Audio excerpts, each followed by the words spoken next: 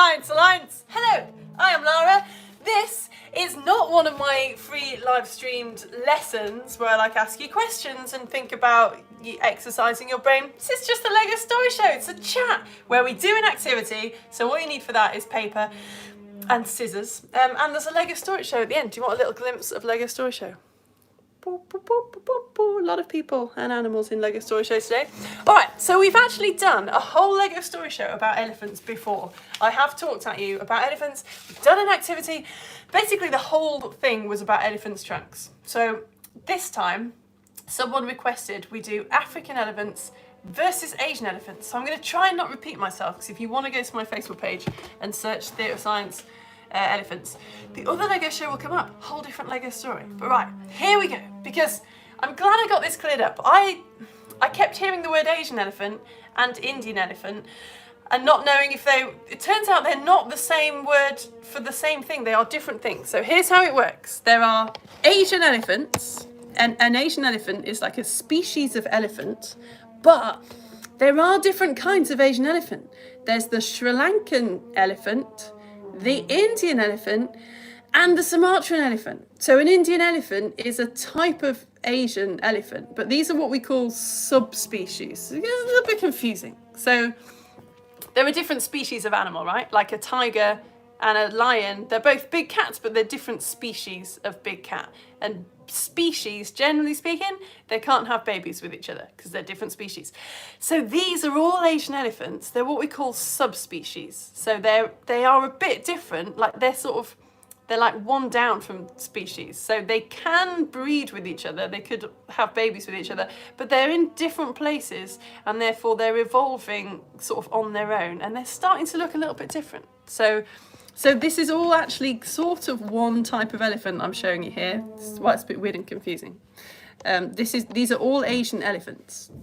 And they all live in Asia. Here's a bit of the continent of Asia, but they live in different places. So this is Sri Lanka down here, just off the tip of India, which is where the Sri Lankan elephant lives. 3/4 of Indian elephants are in India, but a lot of them are in other places like Thailand, Malaysia. And this little Indonesian island here is Sumatra, which is where the Sumatran elephant lives. So you can see there's quite a lot of ocean between these elephants. So they are starting to look a bit different. Here's a picture of a Sri Lankan elephant charging a dog. Thanks, Wikipedia. Yeah, don't put dogs near wildlife, but anyway, it is an amazing photo, isn't it? I don't know. I suppose because my brain knows what a dog is. Like I live in Britain and I see dogs all the time. So seeing something as incredible as an elephant next to a dog, it's really interesting. It's a good shot of the elephant's toes. We will look at those in a little bit. Here are some wild Indian elephants. This is one of my favourite pictures I think I've ever showed on Theatre of Science. You can't see the Indian elephants in great detail, but it's just the idea that they are wild in a field, that if you were walking through India, you might just come across this. Amazing. Here's another, if you'd like me, slightly sadder picture of a captive Indian elephant. So if you've been to like Thailand or India on holiday, you might have seen tourists being offered rides on Indian elephants. You notice the ears? They are quite different, aren't they? And here's the Sumatran elephant, which lives in Sumatra. So here's this little comparison. You can see that some of them are slightly bigger, some of them are slightly smaller, some of them are shiny. Their ears are slightly different, but yeah, they can generally have babies with each other. They can interbreed because they're only different subspecies. So they're all Asian elephants. The African elephant is a bit different. You've got your bush elephants and your forest elephants, but these are actually different species. So they, generally speaking, can't breed with each other. I mean, so we used to think that they were all one, and then scientists only realised in the last few years, really, that what we thought of as African elephants were actually two different kinds of elephants. You've got your savanna elephant or your bush elephant, which is the sort of really big one, what most of us think of when we think of an elephant. But then there are forest elephants as well, that live in the forest and are a bit smaller. But where the forest meets the savannah, sometimes there's a little bit of evidence to show that they are having babies, but not really. Let's look at some pictures of those ones. So weirdly, there's only 3 different types of elephant. There are Asian elephants. In fact, that's a bit, I shouldn't have really put that there. Yeah, in fact, I shouldn't have put that there. There are Asian elephants and there are bush elephants and there are forest elephants. Those are the 3 different species of elephant, okay?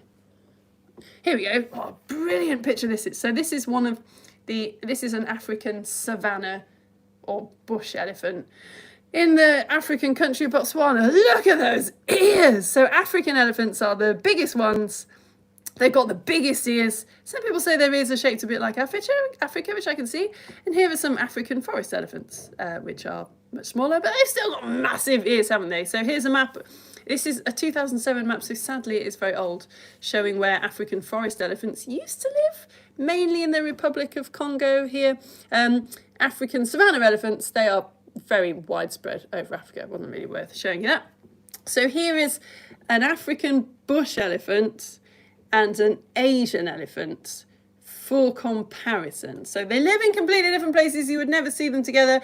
Straight away you can see that the ears are very different, aren't they? But there's quite a few differences between Asian and African elephants. So again, I should have had an Asian elephant, shouldn't I? And a bush elephant and a forest elephant, because that would be the 3 different types of elephant. But yeah, the other thing that's different about them, which I didn't know, is their heads have got, the Asian elephant has got 2 bumps on its head, look. Whereas the African elephant, this is a savanna elephant, and the forest, this has got 1 bump. Asian elephants, their backs are, let me remember the difference. Let me remember the difference, she says, shuffling her notes. The African elephant has got a concave back. You can see it actually, so its back kind of dips inwards, whereas the Asian elephant has got a more rounded back. There's things like, they've got a different amount of toenails. A bit of science is all about the details. So I just kept trying to find out on the internet why they had these differences. Like, why would it be useful for an African elephant to have 3 toenails on its back foot, but for an Asian elephant to have 4 toenails on its back foot? One of the really big differences is the trunk. So I am an Asian elephant today, because Asian elephants just have a trunk that just tapers out, like to 1 point. So they tend to eat by scooping. Whereas the African elephants, they've got basically fingers. They've got a little sort of pincer movement. So they can actually sort of pick things up and put them in their mouths. Couldn't find out specifically why they are different, except that because they live in different places, they have evolved in different environments, right? So they've evolved to sort of eat slightly different food, and the temperature is slightly different. So that's why. It's a bit vague, isn't it? It's a bit vague for theory of science. I did manage to dig quite deeply into, not literally, but into their feet. So I was looking at, like, why do elephants have toenails, and why do the African ones and the Asian ones have different amounts of toenails? And it got me onto sesamoids, which we need to talk, well, I put here, we need to talk about sesamoids. We definitely don't need to, but we're gonna talk about sesamoids. Sesamoids are, they are teeny tiny little bones, which are, like, some of them are about the size of sesame seeds, and they act like pulleys, apparently. So we've got sesamoids. It's a lovely word. It's so called because they look a little bit like sesame seeds. Some of them are quite big. The biggest sesamoid in the human body is about this big. I'm like pinching my thumb and my finger together to make a circle. About that big. Where do you think your sesamoid is? Come on. So some of them are about the size of sesame seeds. That's why they're called sesamoids, and they act as pulleys, apparently. So the muscles sort of go over them. I've got a little picture here of sort of, so a pulley is this blue thing, these kind of wheels, and a rope sort of goes between them and slides over them. So in the human body, and indeed the elephant body, sesamoids are like the pulley, and the tendons and muscles kind of go over them. The biggest sesamoid you've got probably is your kneecap. Your kneecap is a sesamoid. I know, makes me feel a bit weird. Anyway, why are we talking about sesamoids? Well, just a stunning photo here of an elephant's foot. Turns out that elephants are standing on tiptoe. I know. It just, like, as they got bigger and bigger and bigger, it sort of helps to support their weight to stand on tiptoe, but they've got a really big fatty pad sort of under the sole of their foot to help them stand on tiptoe. I guess it's like sort of having a really high-heeled shoe, but with really comfy, fatty soles. And their toenails are there, again, to sort of help protect them and help to support their weight. So here's an elephant's foot. Look at that. So these are the toenails. It's just amazing. So yeah, elephants have got toes at the front, obviously, like humans, but a scientist did a study very recently which suggested that one of the sesamoids of the elephant, which is in its foot, has sort of curved down and is acting as an extra toe at the back of the foot to help support them. But I think they've all got this. There's not a difference between an African elephant and an Asian elephant. It's just they all have it. Apparently pandas do not have thumbs, because bears don't have thumbs, but the panda's sesamoid has evolved to act like a thumb and let them hold food. So sesamoids, they're evolving all over the place to be able to do lots of incredibly interesting things. Other differences, males and females of the African elephants have tusks, and on the Asians, I think it's just the males, but they don't all have tusks. It's not a great way to tell the difference. Tusks, by the way, I won't go on because I do mention this in the other Lego store show, but tusks are just teeth that just keep growing and growing and growing. So they have got feeling in them, just like, it hurts if you bang your teeth on something. It does hurt if an elephant's tusks get tampered with, which is why it is so sad that humans are still hunting them for ivory. What all these elephants have in common is that they are all basically dying out because humans just keep hunting them for their ivory. And I say in the other story show, I wish I could say that ivory was a rubbish thing that we don't need. Ivory is actually really good.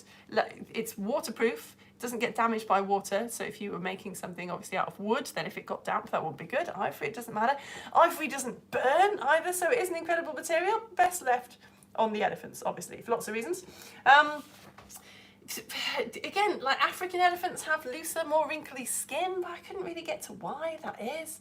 I think we're pretty much done with the differences. What I actually found really interesting, just before we go to the Lego show, is why are they so similar? Like if some of them are living in Africa, and some of them are living in Asia, what happened there? Spam call.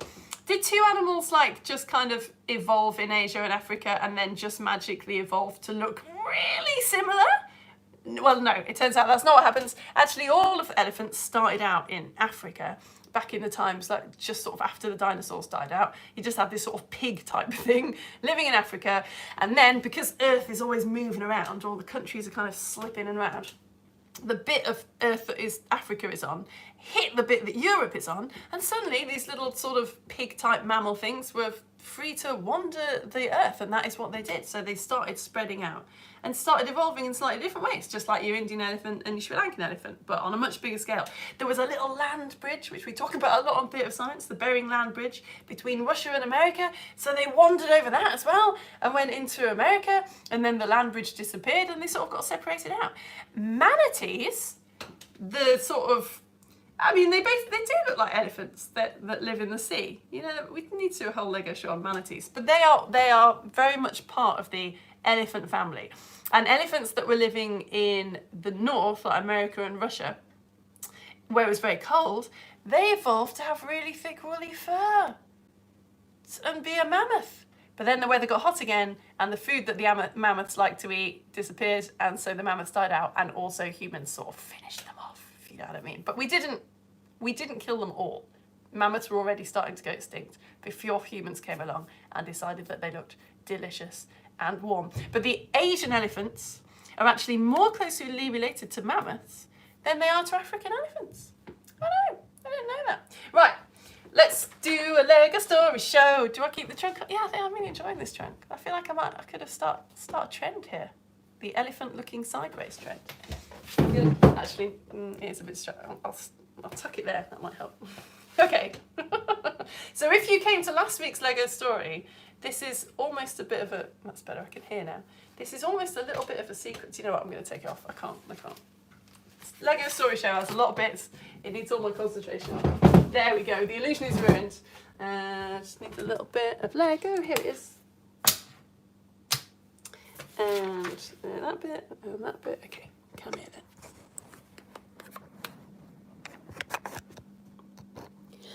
The Boeing 747 was the first aeroplane to be called a jumbo jet because it was so wide. The jumbo squid is a huge creature, but why do we call big things jumbo? Well, the answer was a living creature, and this is his story. In 1860, an elephant in the regulars know that my Lego collection is very limited. In 1860, an elephant that was living in Sudan was killed by hunters. Very sad. But this elephant had a baby, and the baby was not killed. It was taken in a box to a Sudanese market where lots of other animals were being sold, and it was sold to an Italian animal trader called Lorenzo Casanova. Now, I don't feel like I would have liked Lorenzo Casanova. I don't think I enjoy his business. But he does do an amazing thing, I have to admit. He then takes this little baby elephant, whose mother has died, across the desert, only travelling at night because deserts are too hot to travel in the daytime. Takes it all the way across the desert for 6 weeks with this other team of amazing animals that he has bought. And they get on a boat, and then they get on a train, and then they get on another boat, and then they get on another train, and eventually our baby elephant, who still doesn't have a name, ends up in Europe. Now, an African elephant in Europe at that time was incredibly exciting. People had seen Asian ones before, but they knew that African ones got bigger. And the French zoo, Jardin de Plomb, very quickly snapped up this baby African elephant. Hooray! Brilliant. So everyone's very happy, right? The Sudanese hunters are very happy because they've got money. Yay! Lorenzo's delighted because he's got money. And the French people are ecstatic because they've got a baby African elephant. Can you think of anyone anyone human, who wouldn't be excited by this situation? Anybody? The head of the London Zoo. The head of the London Zoo was absolutely furious because he didn't have an African elephant in his zoo and he really wanted one. So he had quite a long conversation with Le Jardin de Plomb, and eventually the Garden of Plants agreed that they would do a swapsies. So Britain got this baby African elephant, and Le Jardin de Plants got like a kangaroo and a couple of dingoes and 2 eagles and lots of different things. So the London Zoo called the little baby elephant Jumbo. We don't really know why. We don't know why. Now, Jumbo means big because Jumbo the elephant was big, not the other way around.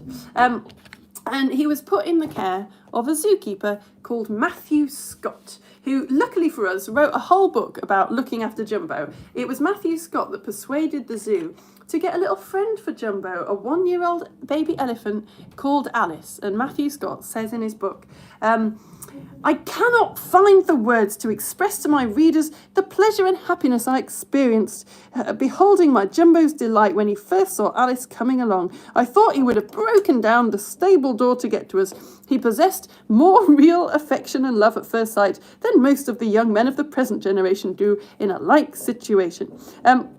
So Jumbo, with his little new friend Alice, Jumbo obviously grew up, as animals do, and was put to work giving children rides at London Zoo. People would come from miles and miles and miles around, and Jumbo ended up giving rides to thousands and thousands of children during his time at London Zoo. The whole country fell in love with Jumbo, who was incredibly patient with the children, apparently very mild-mannered, although, according to Matthew Scott's book, things weren't quite so peaceful behind closed doors. Jumbo hated being locked up at night. And obviously being massive elephant, he was really strong. So it took apparently an awful lot of work to keep him in his shed at night. And Matthew Scott and the other keepers had to keep making different little changes to his shed to keep him locked up. He was becoming quite bad-tempered and aggressive, and he would only do what Matthew said. And that's a lot of responsibility. What if your keeper is off sick and suddenly you've got an elephant who won't do what anyone tells it to do? The problem was solved because London Zoo got a letter from someone from last week's story time. The opera singer Jenny Lind wanted to buy No, I'm kidding. The famous showman and circus owner P.T. Barnum wanted to buy Jumbo. So everyone was happy. The head of the London Zoo was happy because he didn't have this bad-tempered elephant on his hands anymore. P.T. Barnum was happy because he got lots of money. Matthew was probably all right about it because he finally got to have a day off. Can you think of anyone who wouldn't be happy about Jumbo being sold to P.T. Barnum's circus in America? the people of Britain, oh, the people of Britain were furious. Heartbroken. People wrote to the papers. They complained to the zoo. 1,000 children wrote to the Queen saying, stop, you can't do this. He's ours. We love Jumbo.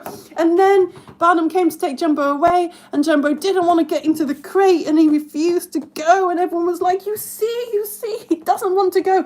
To the point where even London Zoo were like, oh, okay, fine, we won't sell him. But the judge was like, no, you've said that you are going to, and Barnum wants to buy him, so no, you have to uphold your side of the bargain. So, poor Jumbo, no elephant should ever have to go on a boat, really. Poor Jumbo was taken to the river in London and put on another boat and taken away to New York City to be enjoyed by the people of America. Now, we learned last week how P.T. Barnum was an excellent businessman, and indeed, within 3 weeks of Jumbo going on show in America, he had made back his money. It took him 3 weeks to make back the money that he'd spent buying Jumbo. This is like last week's story time. This is just money falling from the air onto P.T. Barnum. He wasn't very nice at animals, but he was very good at making money. Sadly, the American public didn't have Jumbo for long. Cars were invented in 1886. So in 1885, a good place for a circus was near lots of railway lines so that people could get to them from far away. Jumbo had just finished a show and was being walked back to his trailer when he was hit by a train, which we will not show in Lego, because it's very sad. Because it was the olden times, his body was stuffed and given to a university to be put on display there at Tufts University. And there it was displayed until Tufts University had a terrible fire, and most of Jumbo's body was damaged. And it is now, according to Wikipedia, the body of Jumbo is kept in an empty peanut butter jar in someone's office at the university, which is nearly the end of our story, except everyone's favourite not scientist, David Attenborough, actually visited the remains of Jumbo, and some scientists looked at the remains and realised, you remember me saying that he was really bad-tempered when he was at London Zoo? Well, apparently his teeth weren't quite right because he'd been fed lots of soft food, and elephants in nature get their teeth ground down. He probably had terrible toothache, David Attenborough and his team realised, the whole way through his life.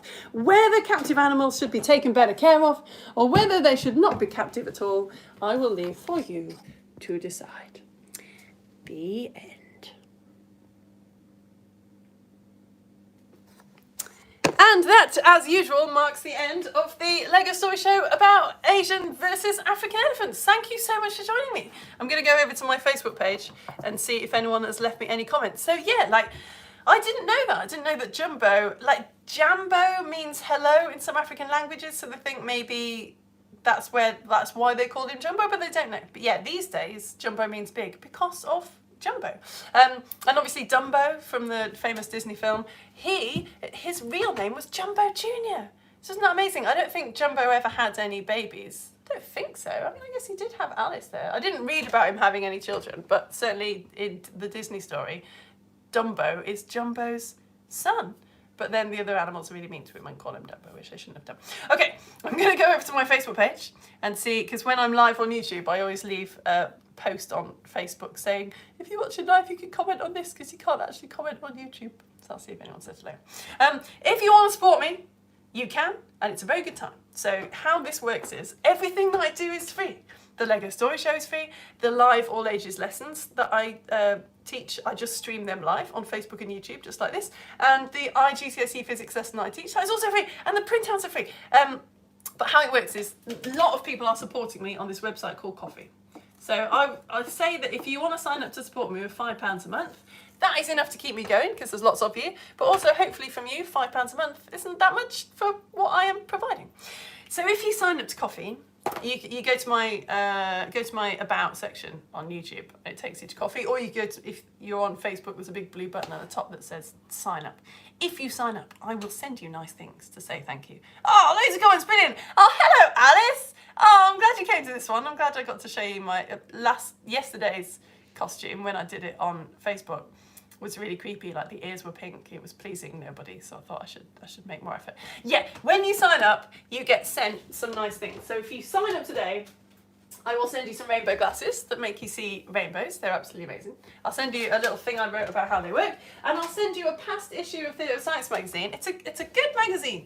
The only problem with Theatre of Science magazine is that it is incredibly sporadic. So it only comes out when I've finished writing it, and my current supporters have been waiting an age for the next one. But you, if you sign up now, will be in a really good position because you'll get a past issue straight away, and then when this next one comes out, which it is due to do very soon, you'll be on the list and you'll get that one as well. So it's an amazing time to sign up. I literally don't tell anyone about it. It wouldn't work if people who weren't watching the lesson supported me, because they could just sign up and cancel. You can cancel any time, but I wouldn't make any money if people did that. So I'm telling you because hopefully you're quite invested in the lessons. Right, oh hello Humphrey and Sebastian. We loved your elephant suit, and Mummy is Indian and she fed potatoes to elephants. Also Barnum is very good at making money.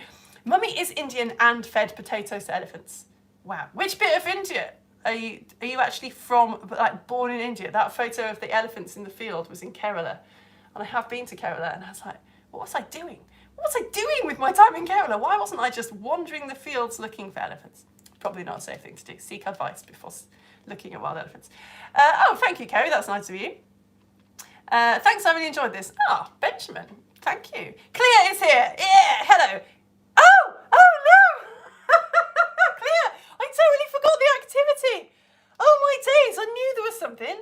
I'm so sorry. Yeah, there is an activity. Ah, yeah, quick, get a piece of paper. I can't believe it. Clea, thank goodness that you said that. Oh, that's so annoying. Yeah, you literally just need like a scrap of paper.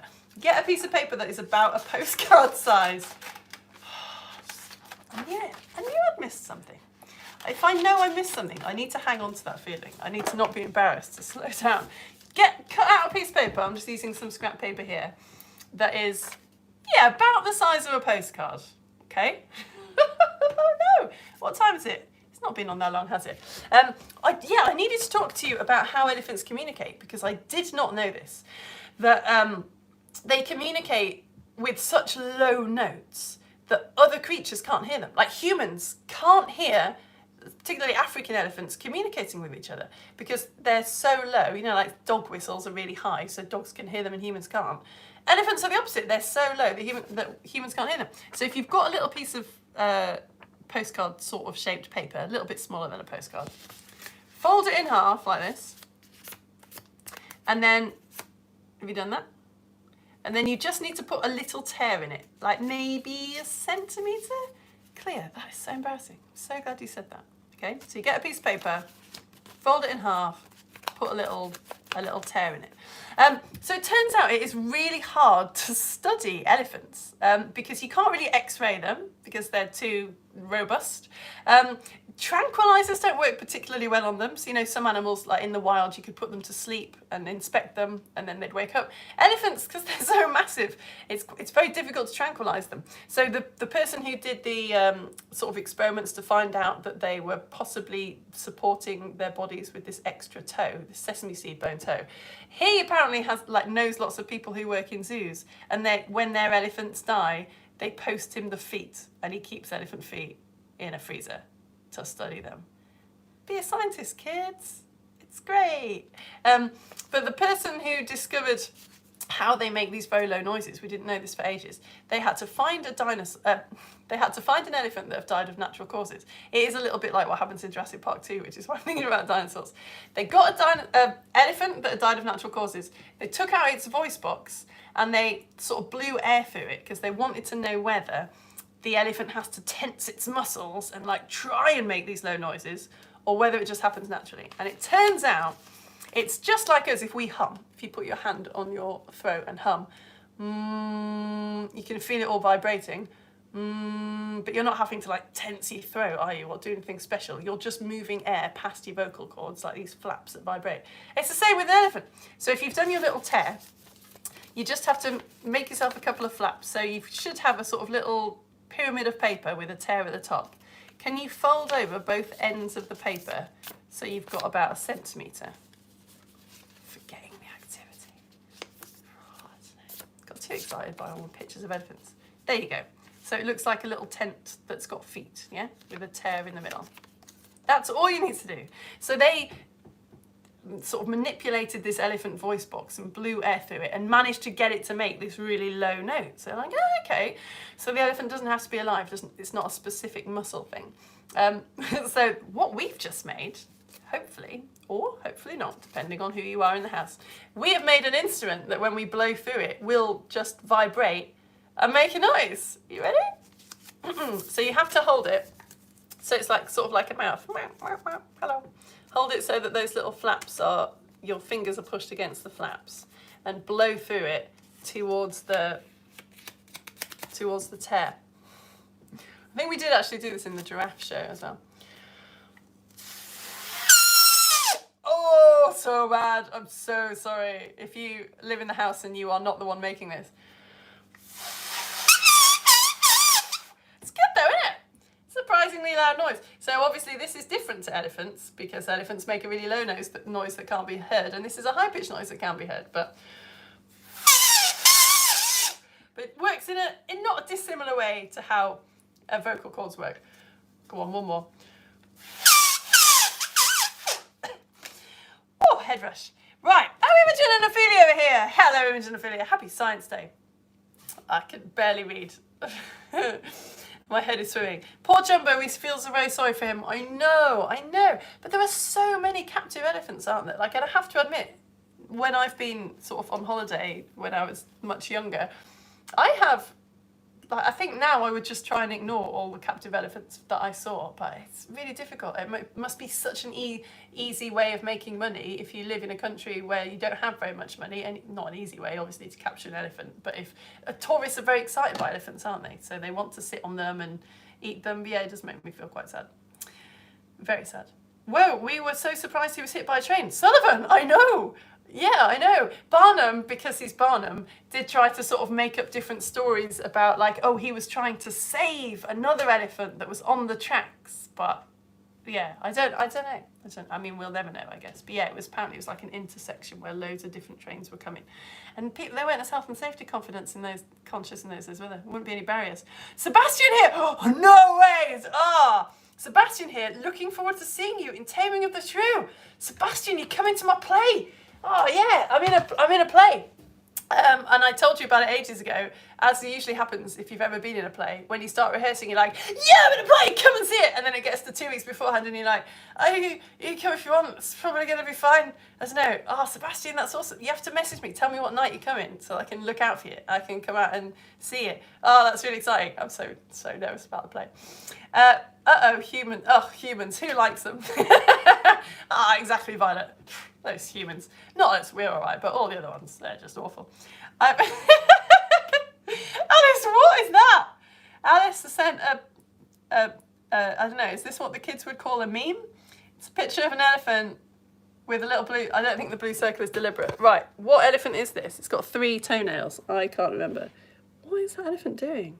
Humans are so weird. Which elephant? That's an Indian elephant, isn't it? I think. Its ears look quite small to me. And it's got just a trace of a double hump. It is an Indian elephant. That's the only scientifically correct bit about that. Horsephant. Exactly, Casper. Exactly. You're still awake. Dogiphant. Yeah. Oh, not only is Casper awake, but his brain is on fire. We love your elephants. Thank you. I love your costume. Oh, Lucian is here. Lucian, the provider of the Lego Storytime bits. Little baby elephant Jumbo was only made possible because Lucian sent me this Lego. Not with just like a little Alsatian. Isn't that awesome? In fact, Lucian, if you're here, which you obviously are, can you tell me, where did I put it? There was like a little brown frog on top of the Alsatian Lego. And I couldn't, I'll go and get it. What is it? Where is it? Oh, hang on a minute.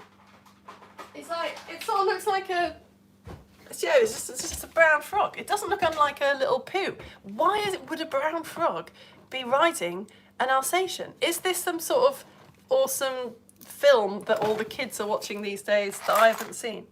Where's my little pooey frog? Oh no. I've just had a sort out of all my Lego.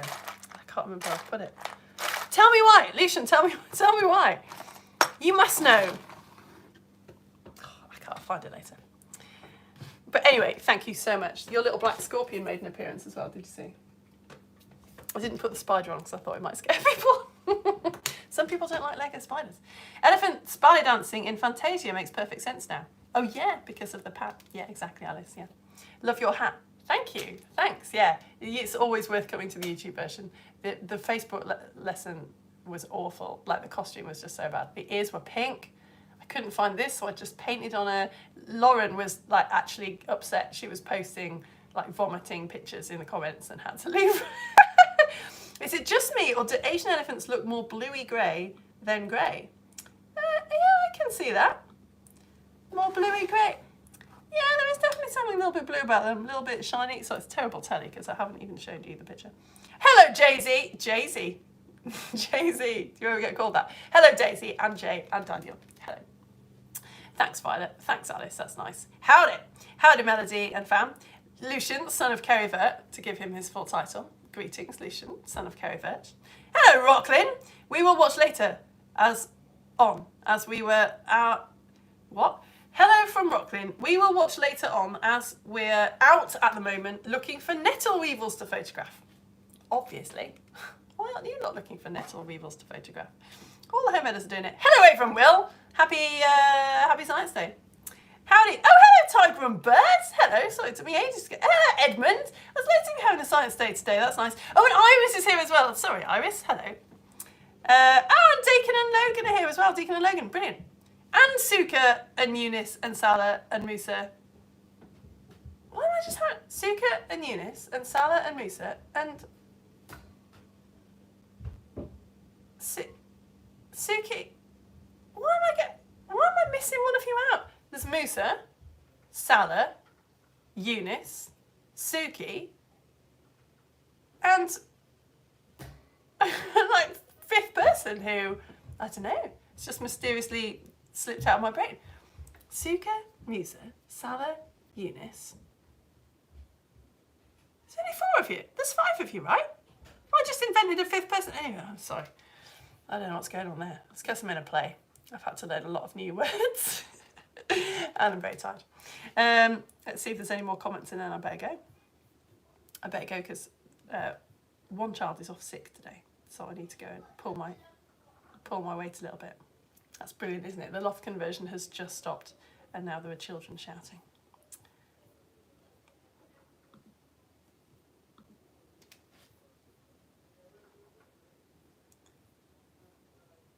Oh, bye, Casper. Oh, wait, that's a different post. Oh, there are some more comments though. I'm sorry. I will talk to these people and then I will go. Da da dum dum da dum dum dum dum dum da dum da dum dum. So just like your lift waiting music. Boo boo boo. Lara, 2024. Where's my little pooey frog? Oh, it's a chocolate frog. Oh, that's amazing. Oh, it's a chocolate frog. Holy smokes, that's so cool. So it was just like a red herring that it was on top of an Alsatian. I haven't read the Harry Potter books for a while, but there's no point, is there, where someone straps a chocolate frog to an Alsatian. You bet you did that to stop it getting lost. That was very clever. You have no idea how hard I was puzzling over, like, in what Disney film does a brown frog ride an Alsatian?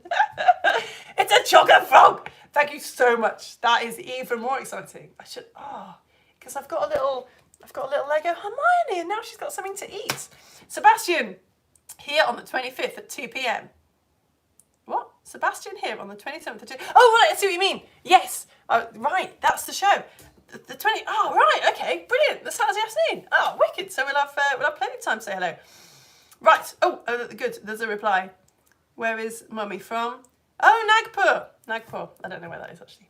Sorry. Pur. Makes me think that it's. No, I don't know. I'll have to look it up. Well, anyway, feeding potatoes to elephants is very exciting. Right, thank you so much for joining me. I'm going to go. Thank you for all your lovely comments. It's really nice to know that actual humans are watching. Really helps when I'm recording this one on YouTube. I'll see you next week. I don't know what the Lego Story Show is going to be, but it'll be something awesome. I've got red pandas written down here that one of you's requested, and whales versus dolphins, but there's plenty of other ones as well, so it'll be something fun. Yeah, and thank you to everyone who's come and seen my play. I'm not going to tell you, I'm really embarrassed. So if you come in, that's great. If you're not coming, then you'll have to look it up yourself. Taming of the Shrew. It's on in York. I'll see you all very soon. Bye.